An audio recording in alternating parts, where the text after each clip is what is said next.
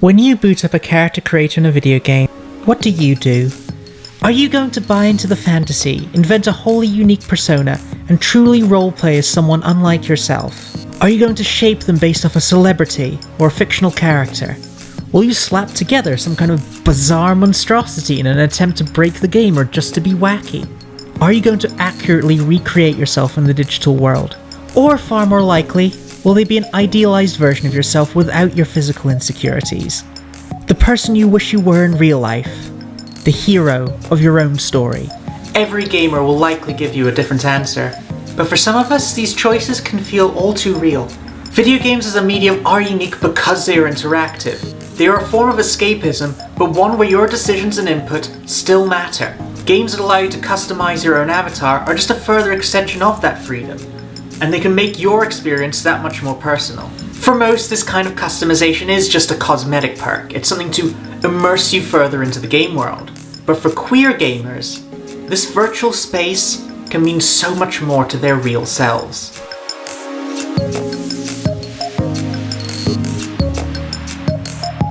For anyone on that wide spectrum, video game character creators can function as a safe space to figure out who you are and how you want to express yourself. It can function as something of a test run, and then maybe when you're ready and able, you can take that new vision of yourself and apply it to the real world. Now this can be as simple as changing your hair color to match your avatars, or taking some tips from the game's wardrobe options. But for those questioning their gender identity, it can be a key step towards self-realization. As an ostensibly male gamer, choosing that other gender option can sometimes feel like a taboo, especially when playing with friends. It's one thing when games like Tomb Raider or Perfect Dark force you into a female role, but when you choose that identity whilst a male option is available, your friends may not care, but it can lead to eyebrow raises at best, or outright derision at worst. Sometimes it can feel like it's just easier to pick your assigned gender, but if you make your choice in earnest, and potentially see yourself for the first time reflected in that polygonal likeness,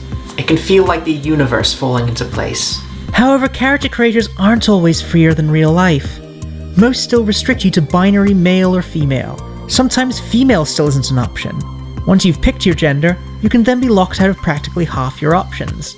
If you're a woman, you can't have this haircut. If you're a man, you can't wear this makeup.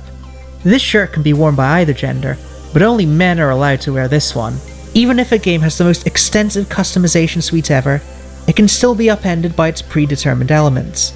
You can make your guy look like the most fashionably flamboyant king of the club, but it doesn't exactly feel synchronous if the story by default has given him the personality of a jock and forces him into a hetero relationship at the end.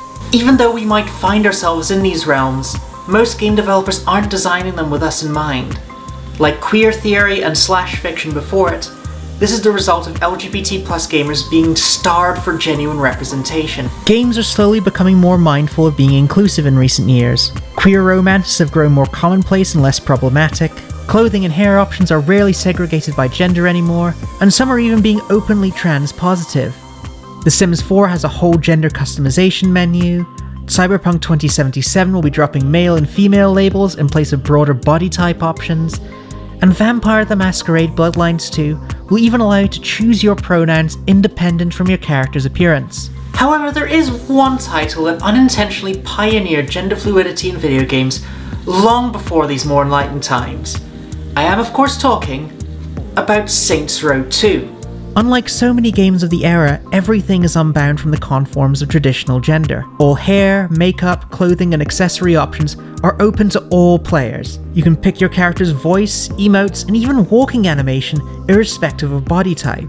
Plus, you can radically change any of these at any point in the game. But most amazingly of all, secondary sex characteristics can be changed on a sliding spectrum. Yes, you do still have to pick male or female, but literally all this fundamentally does to the character model is change the length of the eyelashes.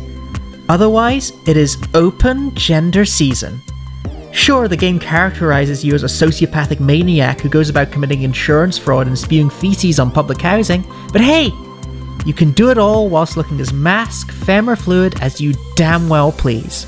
Real life does not have a character creation system. Unlike Fallout 3, we are not immediately thrust from the womb into deciding our name, gender, and future appearance. However, though it may not be that easy, we do still have a choice in how we define ourselves.